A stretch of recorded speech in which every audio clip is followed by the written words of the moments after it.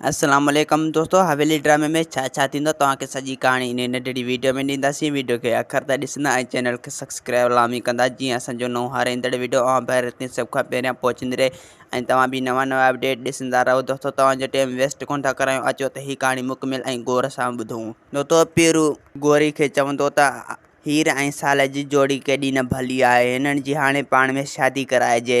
हाणे इन शादी थियण में मां कॾहिं बि देरि न कंदुसि। गोरी चवंदो त इन ख़ुशी में मां बि ख़ुशि आहियां, मूं घणी कोशिशि कई पर पीर अमजद पंहिंजी धीउ खे न रहायो। गोरी पीरू खे चवंदो त तुंहिंजी जेका दिलि चवे तूं उहे करे सघीं थो।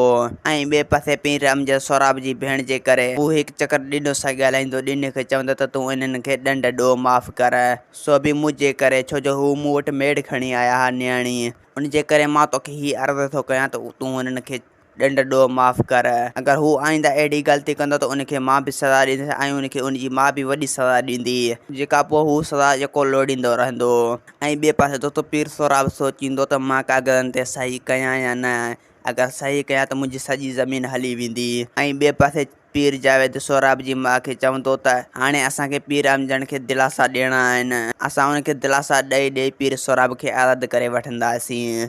रगो हिकु चकर पीर सोराब आज़ादु थिए। तव्हां ॾिसंदो त हिन मुल्क में कीअं था टांडा ॿरनि। तो असांखे ॾींदा हाणे जा त वरी तव्हां सां मिलंदासीं ईंदड़ वीडियो में। जेसीं ताईं पंहिंजो ख़्यालु रखंदा। ख़ुदा हाफ़िज़।